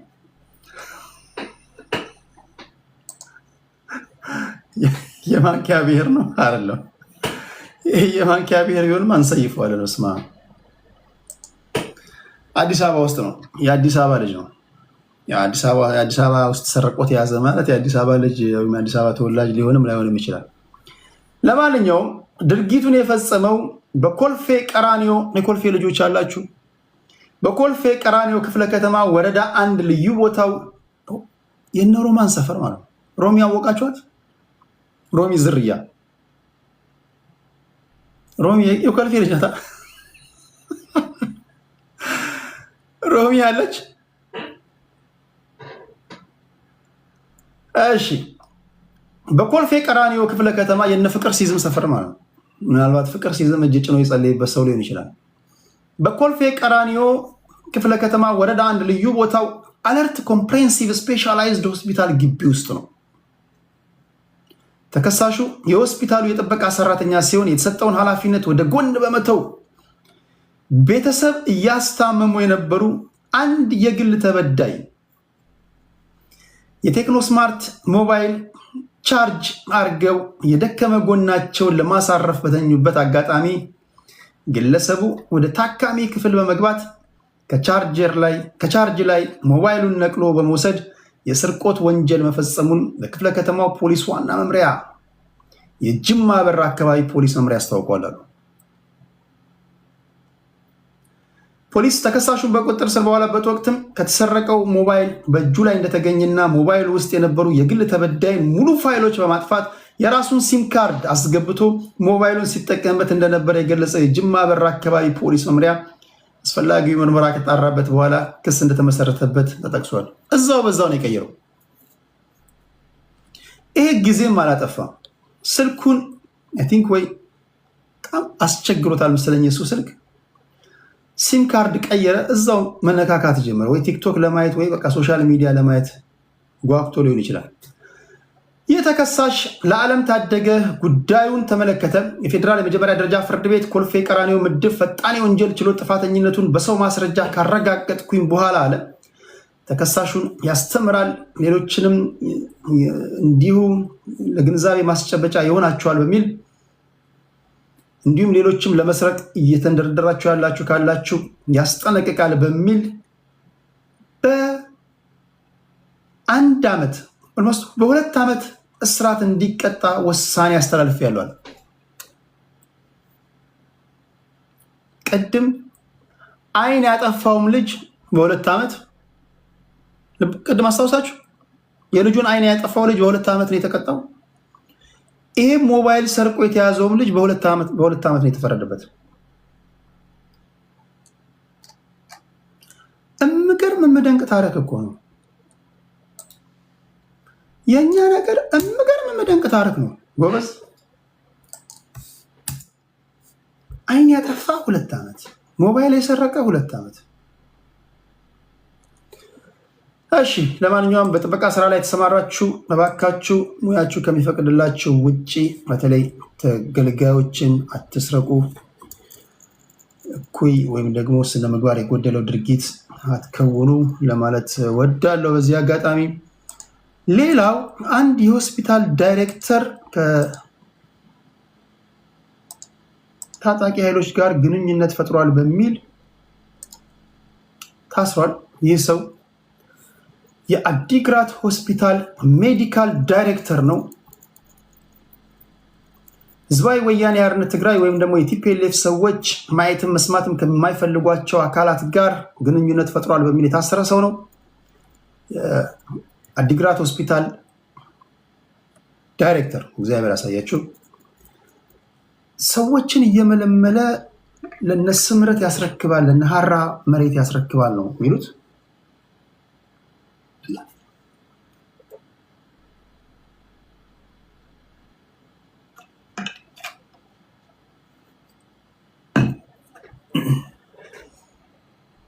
እሺ ባለፈው ሳምንት ቅዳሜ ማለት ነው አይ ቲንክ ስለዚህ ዜና ቴሌግራም ላይ ጽፈንላችሁ ነበር። በቁጥጥር ስር ነው የዋለው የአዲግራት ሆስፒታል ሜዲካል ዳይሬክተር ዶክተር የማነ ገብረ ማርያም ናቸው። እኚህ ሰው ከፌዴራል መንግስቱና ከሐራ መሬት ታጣቂዎች ጋር ግንኙነት አላቸው። እንዲሁም ይላል ሰዎችን እየመለመለ ይልካል በሚል ተጠርጥሮ ነው የተያዘው። ክሱ ከባድ ነው። ይህን የተናገረው የዚህ ዶክተር ጠበቃ ነው። ይህንን ተከትሎ ፖሊስ ከጦርነቱ በፊት የነበረው የክልሉ ምክር ቤት ባወጣው አዋጅ መሰረት ተጠርጣሪውን በቁጥጥር ስር አውሎ ምርመራውን ለማጠናቀቅ የ14 ቀን ተጨማሪ የምርመራ ጊዜ ቀጠሮ ቀናት ፍርድ ቤቱን የጠየቀ ሲሆን ጉዳዩ በክልሉ ከፍተኛ ትኩረት አግኝቷል። እግዚአብሔር ያሳያችሁ። ትግራይ ክልል ውስጥ ከፌዴራል መንግስት ሰዎች ጋር ግንኙነት ፈጥራቸዋል በሚል ምሁራኖች ሲታሰሩ፣ አሁን የቲፒኤልኤፍ ደጋፊዎች መስማት ማይፈልጉ ዜና ነው። ቢችሉ ውሸት ነው ይላሉ። ለምንድን ነው እኛ ሀገር የሆነ ፓርቲ ደጋፊ ስትሆን በቃ ደጋፊ ከሆንክ ጭልጥ ብለህ መደገፍ ነው። የምትደግፈው ፓርቲ ምንም ቢያደርግ አትቃወሙ። ለምሳሌ ትግራይ ውስጥ ወጣቶች እየታፈሱ ነው ራሳቸው ትግራዋይ ራሳቸው የትግራይ ልጆች እኔ እንኳን ማቃቸው እየተደዋወልኩ ማወራቸው እዚህም ያሉ ቴዲ ያለንበት ሁኔታ በጣም ይደብራል፣ ያሳዝናል እያሉ እየነገሩኝ በጣም ምሁራኖች የቲፒኤልኤፍ ደጋፊዎች ግን ድምፅ አይሆኑም፣ ውሸት ነው ይላሉ። ለነሱ ዜና ማለት እኛ ቨርሰስ እነሱ እንደዚህ አይነት ነገር ነው የሚፈልጉት። ይሄ በነገራችን ላይ የእነሱ ብቻ ባህሪ ሳይሆን የሁላችሁም ባህሪ ነው።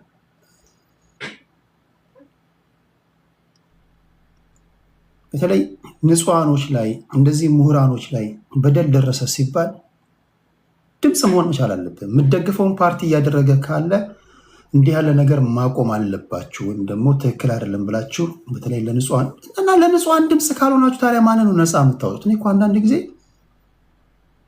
ቆይ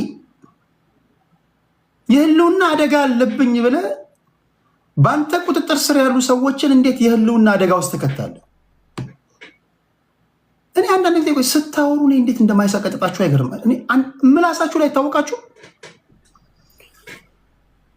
የህልውና አደጋ አለብኝ ብለህ እንዴት ነው ምሁራኖችን የምታሳደው? እንዴት ነው ወጣቶች ሲሰደዱ ዝም የምትለው? ኦኬ ፋብሪኬት የተደረገ ዜና ነው ወይስ አይደለም የሚለውን እኮ ደውለህ እኮ ማረጋገጥ ትችላለህ። ውሸት ነው እውነት ነው? ቤተሰብ አላችሁ አብዛኞቻችሁ። እና እንዲህ ያሉ ሰዎች በተለይ እነሱ ሲፈልጉ ከፌዴራል መንግስት ሰዎች ጋር ይገናኛሉ። ለደብረ ጽዮን ይቻላል። ደብረ ጽዮን ደግሞ ወይም ደግሞ የቲፒኤልኤፍ ሰዎች ደግሞ ቅር ሲላቸው ሌላው ከፌዴራል መንግስት ሰው ጋር ሲገናኝ ኃጢአት ይሆናል። እነሱ ሲፈልጉ ሸራተን ይገናኛሉ። ሸራተን ተገናኝተው ደግሞ በሆነ ነገር ያልተስማሙና የተኳረፉ ምናምን ሲሆን ደግሞ እናንተ ወይም ደግሞ ከእናንተ አብራክ የወጡ ሌሎች ፖለቲካ ፓርቲ ወይም ደግሞ ታዋቂ ሰዎች መገናኘታቸውን እንዳደገኛ ወንጀል ይቆጥራሉ። እንዴት ነው ይህን የምትቀበሉት ጋይስ? እንዴት ነው ያለማመዷችሁ ራሱ? እንዴት የሰው ልጅ ባህሪ እኮ ከሆነ እንትን በኋላ አልፍም እኮ ከማን የሆነ ነገር ላይ ምናምን ትላለ። እንዴት ነው ይህን ጀስቲፋይ ለማድረግ ሰው የሚጋጋጠው? ዶክተር ነው፣ የሜዲካል ዳይሬክተር ነው፣ አንድ ሆስፒታል እየመራ ያለ ሰው ነው። ዱቲንክ አሁን የሰውዬ አሁን ጀስት ኮመን ሰንስ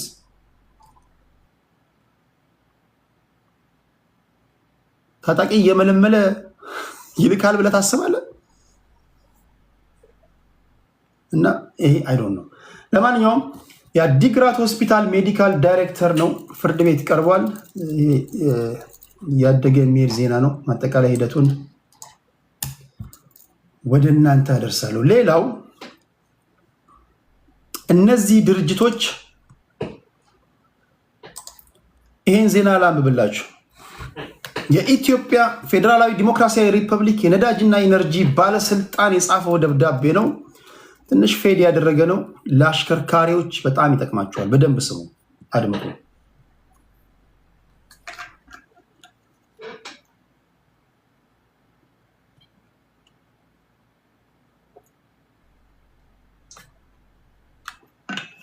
አይ ዶንት ኖ ይነበብላችኋል ብዬ ተስፋ አደርጋለሁ።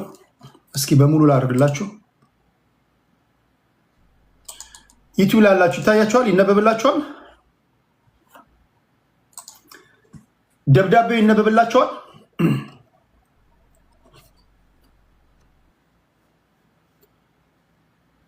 እሺ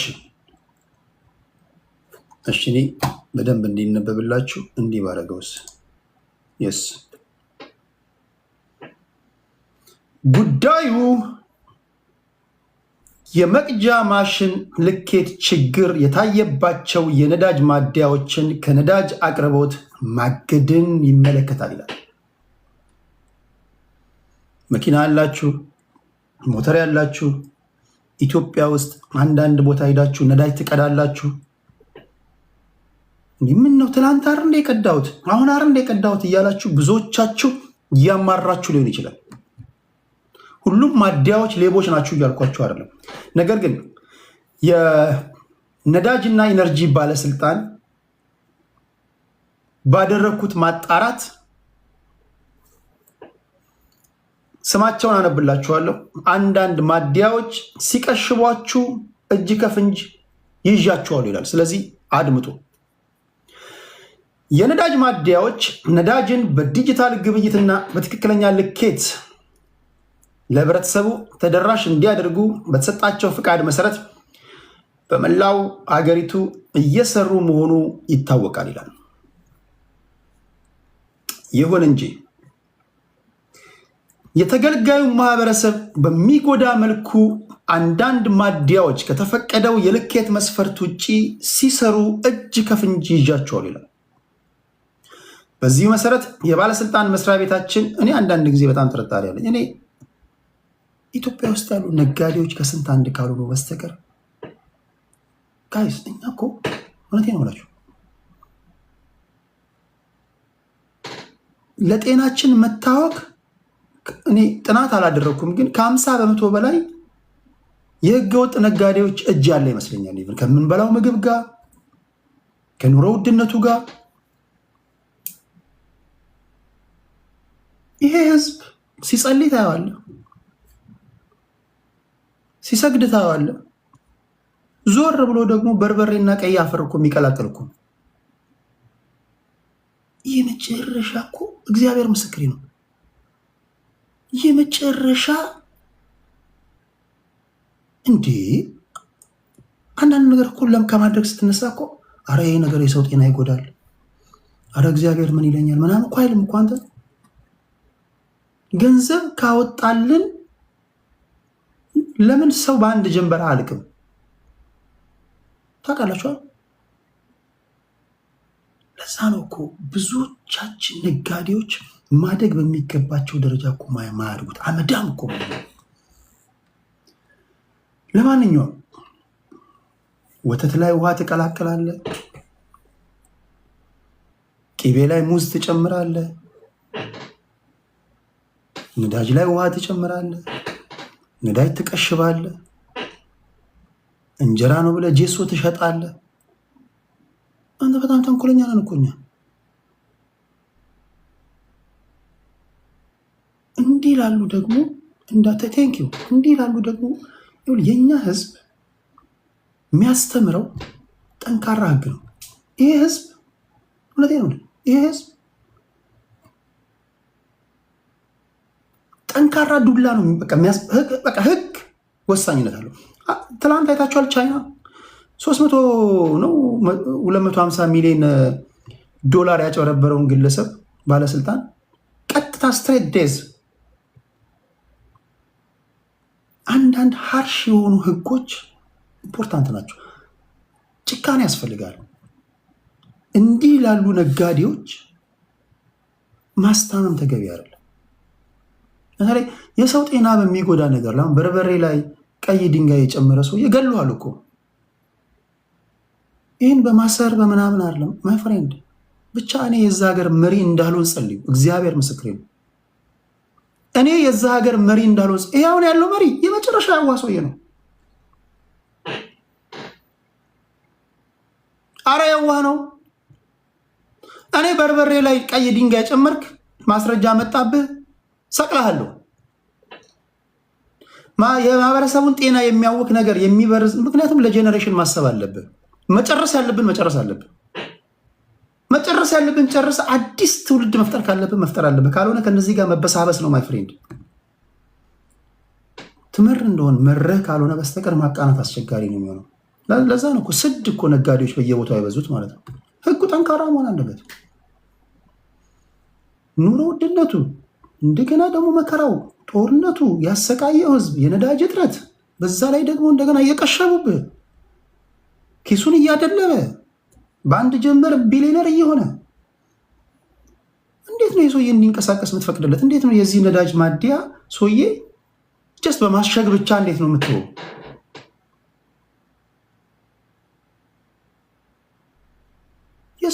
ቨሪ ኢምፖርታንት። በነገራችን ላይ እኔ በጣም ከምወደው ከፎርምስ ኦፍ ገቨርንመንት መካከል አንዱ ዲክታተርሺፕ ኢዝ ቨሪ ኢምፖርታንት። በጣም ሁሉም የራሱ ፕሮስ ኤንድ ኮንስ አለው። ዲክታተር መሆን ዲሲፕሊን የሆነ ትውልድ ይፈጥራል። ዲክታተር መንግስት ያለባቸውን ሀገር ዜጎች ተመልክቷቸው። ዲሞክራሲ ራምፓንት የሆነ ስድ የሆነ ትውልድ ይፈጥራል። ውሸቴ ነው። ዝም ብሎ ዌስተርን ሚዲያዎች ዲክታተር ምናምን ስላሉ ነው። አሁን በመንግስቱ ኃይለማርያም ዘመን የነበሩ ዜጎቻችንና አሁን በአሁን ጊዜ ያሉ ዜጎቻችን አንድ ናቸው። ዲክታተሮች ብዙ ጊዜ አይታችሁ ከሆነ ዲሲፕሊን ያለው ትውልድ ይፈጥራሉ። እስኪ ቻይናን ተመልከት፣ ራሽያን ተመልከት። ለእንደኔና ለእናንተ ደግሞ ቀጥ ብለህ በስነ ስርዓት በህግ አግባብ። የእኛ ህዝብ ደግሞ ደግነቱ ማገዱ አይፈጅም።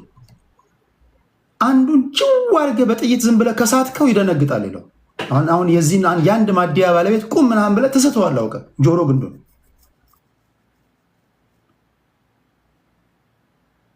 በሚቀጥለው ትመታለህ ምናምን። እንዲህ ስታረግ ከተገኘ ዝም ብለህ አንዴ ከተኮስክበት የሚፈር በቃ የሚደነግጥ ህዝብ ነው። እንደሚያወራው አለ ቀይ ድንጋይ ከበርበሬ ጋር ደባልቆ ሲሸጥ ምናምን በህዝብ መሀል ዝም ብለህ ትስተዋለህ። በጆሮ ግንዱ ትለቃለህ። ጥዝ እያለ ቀኑ ሙሉ ይሉበታል። ከዛ ጊዜ በኋላ የትም በልተው ቀምሰው ማታቆም በርበሬ ያመጣልሃል። ቀይ አፈር ለቤት መስሪያ ካልሆነ በስተቀር ምግብ አካባቢ አያስቀምጥም። ዝም ብለህ ደብዳቤ የምሰጠው ከሆነ እንደዚህ ትሩ አይደለም እንዲህ እኮ ማድረግ ጌታ አይፈቅድም ምናምን አረ ምናምን ካልከው ይሄ ህዝብ በቃ ገንዘብ ካወጣ ያግታል እኮ እያገተ ይሸጣል ምናምን። ይሄ የኛ ሀገር ነጋዴ በጣም አደገኛ ነው።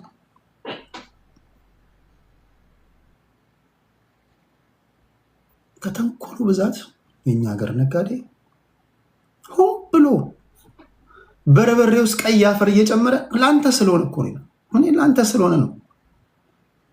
ብታየው እንዴት ያለ በርበሬ ይመስላል። ለአንተ ስለሆነ ነው፣ ወዳጄ ስለሆንኩ ነው ምናምን ይላል። አንተ አፈር እኮ የሚሸጥልህ እግዚአብሔር ያሳየ እያወቅከው ለአንተ ስለሆነ ነው ብሎ በርበሬ ነው ብሎ ቀይ አፈር ከሸጠልህ ባያውቅህ ደግሞ በስመ አብ።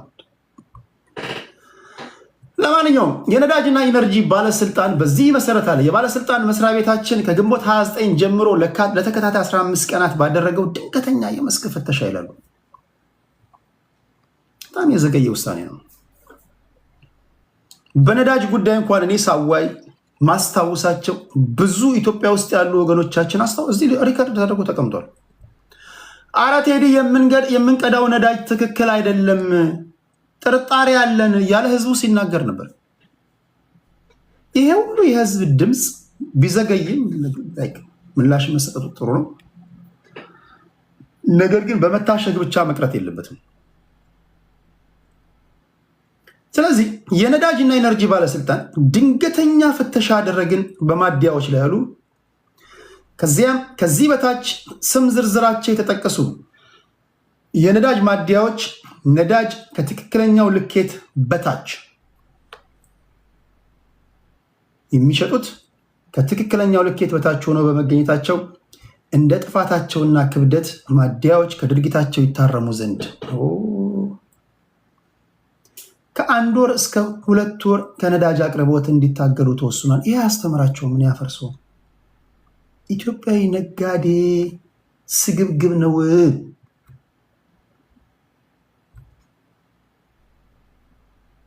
አንተ ስግብግብ ነው ስልህ እኮ አም ሶሪ ኢትዮጵያ ውስጥ በትክክለኛ መንገድ ግብር የሚከፍሉት የመንግስት ሰራተኞች ብቻ ናቸው። ታውቃላችሁ?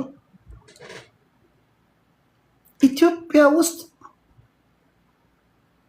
ወገባቸው የጎበጡ የመንግስት ሰራተኞች ናቸው። አንደኛ ማምለጫ የላቸውም። መንግስት እዛው ነው የሚወስድላቸው። የመጨረሻ ዝቅተኛውን ኑሮ ደግሞ የሚኖሩት ባደጉት ሀገራት እኮ ግብር ስትከፍል በአመቱ መጨረሻ ታክስ አሰርተ ሪተርን ይኖራል። ግብር ክፈሉ ስትላቸው ሲያለቅሱ አምሶሪ በሀቅ የምትሰሩ ነጋዴዎች አላችሁ። በሀቅ የምትሰሩ አላችሁ። ግን በቃ ነጋዴ ከተባላችሁ አብዛኞቻችሁ ራሳችሁን አጽዱ። ህዝብ ደግሞ የምታማሩ አላችሁ። ስግብግቦች አላችሁ። ግብር መክፈል እንኳን አይወዱም። ከመቶ 200 ነው ማትረፍ የሚፈልጉት። አሁን ለዚህ ምስኪን ህዝብ ቀኑን ሙሉ ነዳጅ ለመቅዳት ተሰልፎ ደርቆ ለዋለ ሰው ከዛም ላይ ትቀሽባለህ። 5 ሊትር ነው የቀዳውልህ ብለህ እንዴት ነው 2 ሊትር የምትቀዳው? ለመሆኑ በዚህ ድርጊት ላይ ተሰማርተው የተያዙት እነማን ናቸው? የታገዱ ማደያዎች ዝርዝር ይላል። አከፋፋይ ኩባንያ ተባረክ ጀማል አብደላ ይባላል። የሚገኝበት ክልል ኦሮሚያ ሞጆ። የእገዳው ጊዜ 2 ወር ይላል። ኖክ አከፋፋዩ ነው።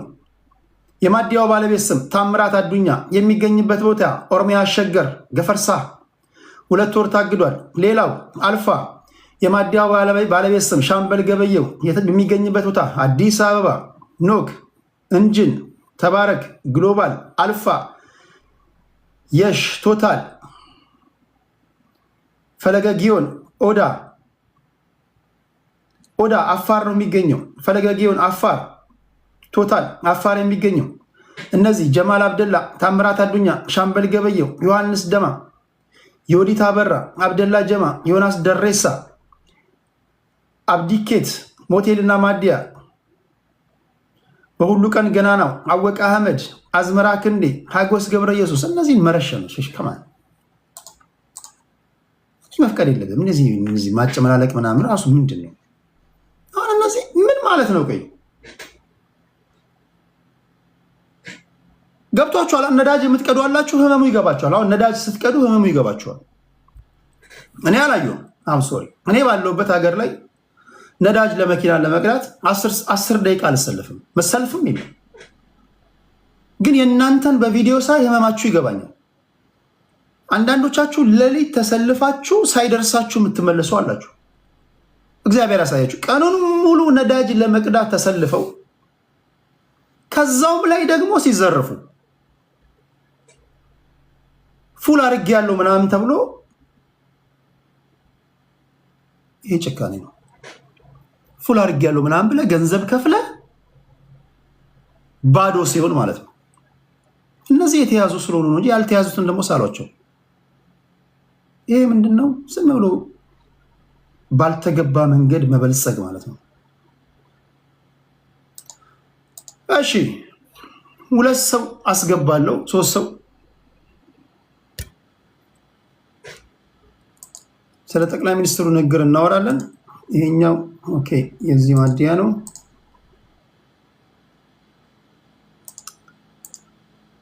እኚህ ሰው ክብራትና ክብራን በጣም ነው ማከብራቸው። በጣም ትልቅ ሰው ናቸው።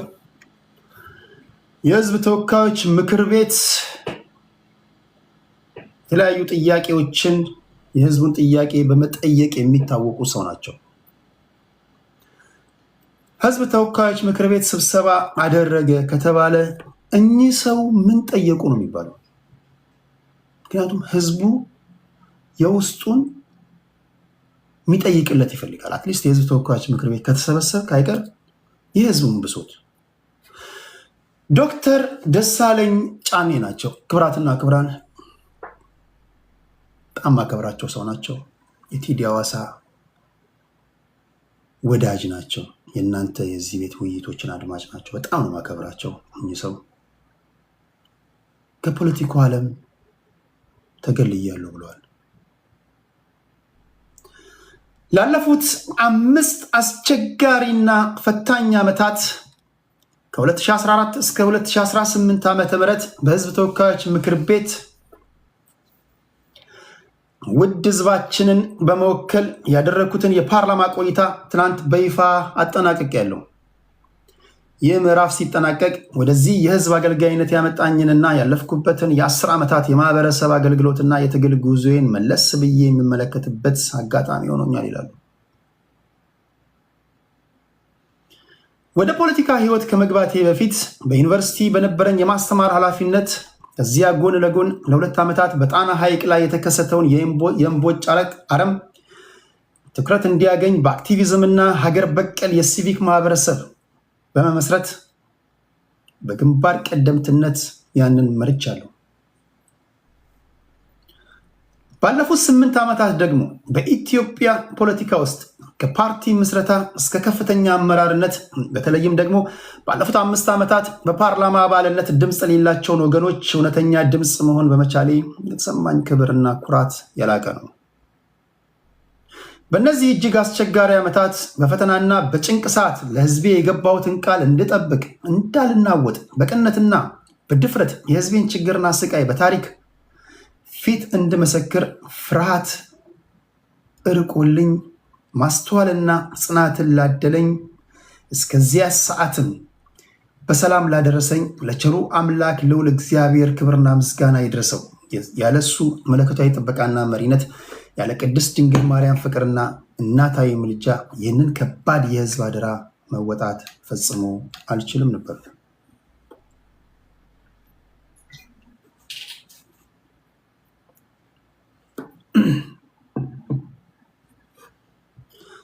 የባህር ዳር ከተማ መራጮቼን ጨምሮ ላለፉት ዓመታት እያንዳንዱን የፓርላማ ውሎዬን እየተከታተላችሁ አስተያየትና ምስጋና የቸራችሁኝን በተለይም ከ2 ዓመት ከመንፈቅ በፊት ለ45 ቀናት በታሰርኩበት ወቅት በጸሎትና በሐሳብ ያገዛችሁኝ ውድ ወገኖቼ በየአጋጣሚው የለገሳችሁኝን ፍቅር ጉልበት ሆኖኝ ዛሬ በኩራትና በነፃ ህሊና የህዝብ አገልግሎቴን እንድፈጽም አድርጎኛል። የህዝብ አገልጋይ መሆን ምንኛ መታደልና ታላቅ ክብር እንደሆነ በተግባር ያየሁበት አጋጣሚ ነው። በምክር ቤቱ ቆይታዬ በሐሳብ ለደገፋችሁኝ፣ በሰለጠነ መንገድ አክብሮታችሁን ለገለጻችሁልኝ የተለያዩ የፖለቲካ ፓርቲዎች የምክር ቤት አባላት፣ ለህዝብ ተወካዮች ምክር ቤት አመራሮች፣ ለምክር ቤቱ ጽህፈት ቤት ሰራተኞች፣ የምክር ቤቱን ውሎች በታማኝነት ለዘገባችሁ ጋዜጠኞችና የሚዲያ ተቋማት እንዲሁም ለቅርብ የትግል አጋሮቼ በሙሉ ያለኝን ምስጋና በላቀ መንገድ መግለጽ እወዳለሁ። በትላንትናው የምክር ቤቱ ጉባኤ ላይ ክቡር ጠቅላይ ሚኒስትር አብረን እንስራ በማለት ላቀረቡልኝ ጥሪ ላሳዩን አክብሮት ከልብ የመነጨ ምስጋናን አቀርባለሁ። ከጉባኤው መጠናቀቅ በኋላ ጥያቄ እያቀረብን የተቋሚ ምክር ቤቱ አባላት ከክብር ጠቅላይ ሚኒስትሩ ጋር በነበረን ችግኝ ተከላ መርሃ ግብር ላይም በ7ኛ ዙር ምርጫ በባህር ዳር ከተማ ለመወዳደር ተመዝግቤ ቢሆን ኖሮ እጩ ላለማቅረብ ወስነው እንደነበር ገልጸውልኛል።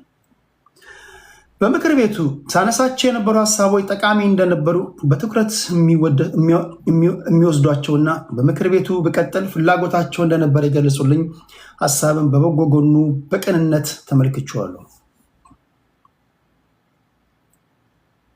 ይሁን እንጂ ላለፉት 10 ዓመታት የህዝብን አደራ ለመወጣት ካደረኩት ከፍተኛ ጥረትና ድካም በኋላ አሁን ባለው ሁኔታ ውሳኔ በሙያዬ ሀገሬ ለማገልገልና ጎን ለጎን ደግሞ ወደ ግሉ ሴክተር በመግባት የማሰባቸው የስራ ውጥኖች ስታርት ላይ ለመሰማራትና ለቤተሰቦቼ በቂ ጊዜና ትኩረት መስጠት መሆኑን በታላቅ አክብሮት ለመግለጽ እወዳለሁ። ከዚህ የፓርላማ ተሳትፎዬ ማጠናቀቂያ ማግስት ራሴን ከማንኛውም ቀጥተኛ የፖለቲካ እንቅስቃሴ የማገል ሲሆን ለጊዜው በማንኛውም የፖለቲካ ፓርቲ ውስጥ በአባልነትም ሆነም በደጋፊነት የማልሳተፍ መሆኑን በይፋ አሳውቃለሁ።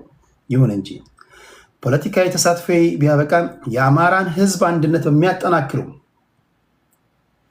የአማራን ህዝብ ከሌሎች ወንድሞቹ ጋር ያለውን አብሮነትና መስተጋብር በሚያሳድጉ እንዲሁም የኢትዮጵያውያንን የኑሮ ሁኔታ የሚያሻሽሉ ማህበራዊና ሀገራዊ ጉዳዮች ላይ በሙያዬ ማድረግ የምችለውን አስተዋጽኦ ሁሉ አድርጋለሁ። ለሀገሬ ዘላቂ ሰላም፣ እውነተኛ ብሔራዊ ውይይትና እርቅ እንዲሁም ለዜጎች የኑሮ መሻሻል ያለኝን መሻት አሁንም ወደፊትም በጽኑ ሁኔታ ይቀጥላል። እግዚአብሔር ኢትዮጵያንና ሕዝቦቿን ይባርክ። በአዲሱ የ2019 ዓ.ም ለሀገራችን እውነተኛ የሰላም ፍቅርና የተስፋ ዘመን እንዲሆን እመኛለሁ ብሏል። ክቡራትና ክቡራን፣ ዶክተር ደሳለኝ ጫኔ ከፖለቲካው ዓለም መገለላቸውን በይፋ አሳውቋል።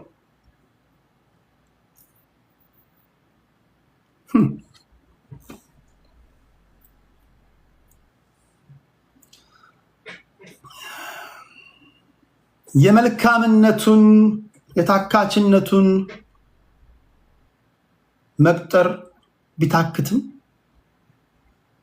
እርግማን ሆኖብን ሀበሻ ምድር ላይ ደጋ አይበረክትም የሚል ግጥም አለ። አበባው መላከ ነው።